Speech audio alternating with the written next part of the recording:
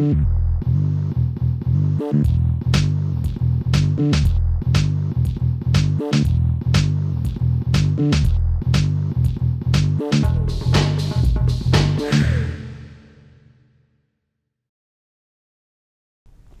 biggest challenge, without a doubt, is to keep pace with language change.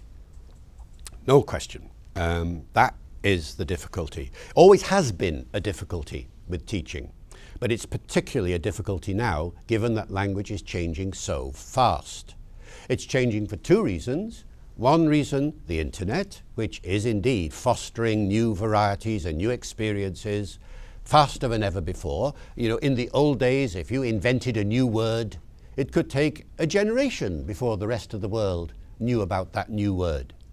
If you invent a new word today and put it on Facebook, everybody knows about it within 24 hours, less. And so language is moving faster, and teachers have got to keep pace with this because their students are already ahead of them. You must have had this experience, you know, the kind of language that you use all the time, every day, whether it's English or Serbian or whatever, is often not the language that your teachers know because they're the generation older and they're just not familiar with it until you tell them. And this is the sort of thing that's going to happen to your students, you see, in due course. New slang, new words, new expressions are going to come in. The other big trend in language change is the globalization of English. The fact of the matter is that you and your students will go out into the big wide world and encounter what in the English language? Well, if you've been teaching your students that there is only one kind of English, and that is British English, and the only kind of accent is received pronunciation, which is the accent of the Queen, and so on, and you say that's the only kind of English you will hear out there, you are going to be so wrong, because only 2% of the population of England speaks RP, and worldwide, that proportion grows a little bit, but even so, the vast majority of the accents and dialects that you'll hear as you travel around the world, you don't even have to travel, just turn on the television set or go to the cinema. And what you'll hear is, of course, a lot of American English, a lot of, if it's Indian cinema, a lot of Indian English, and so on. Stand in any high street anywhere in the world where English is an important language. Oxford Street in London. I've done this. I've just stood there and listened to the variety of accents and dialects that pass me by, and the variety of other languages too, of course. And what I hear, every now and then, 1 in 100 passes by with the educated accent that we are often teaching our students to use. So, for teachers, the important thing is that you retain that respect for the traditional accent. Reason being that that's the accent probably you've been taught. Or, of course, if you've been taught American English, that's a different scenario, but the same principle applies there. Or Australian English, the same principle, that there will be one accent that you know, that you respect because your teachers have taught it to you, you've heard it more than anything else, the examiners have examined you in it, the teaching materials are in it, and if you know RP and British Standard English, fine. No change there. You'll carry on doing that because it's a perfectly respectable accent and dialect. But, if you let your students go away thinking that is the only accent and dialect in the world, then you've done them a disservice. What you've got to do is improve their listening comprehension and reading comprehension from the very beginning. You've got to expose them to as much of the variation that exists in English as it's possible to do. Now, which varieties will you choose? Of the hundreds that are out there, what will you choose? Well, that's up to you to decide. That's your main decision, you or the institution for which you will work. You'll obviously choose American English as well as British English because that's so obvious. I mean, because of films and television and all the rest of it, you have to do that. But whether you then choose to expose your students to South African English or Australian English or Indian English will depend very much on your view as to where these students are likely to go, how often they're likely to encounter those situations. Are these varieties going to be useful?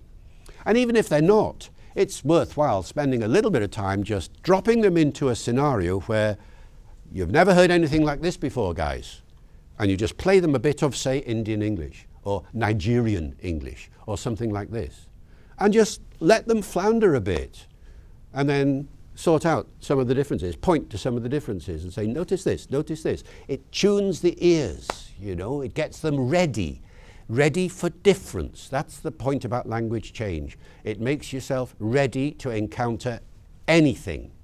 And forget that old notion that there is just one kind of thing that you would want to call correct English. Now, footnote here. That's the philosophy of the classroom. But when you're training the kids to do the examinations, then you have to be a bit more conservative, because examining boards are notoriously conservative. And, you know, I wouldn't put "I'm loving it" into an exam just yet. Implicit in what you're saying is another challenge for teachers, whether teaching now or teaching in the future, how to keep up.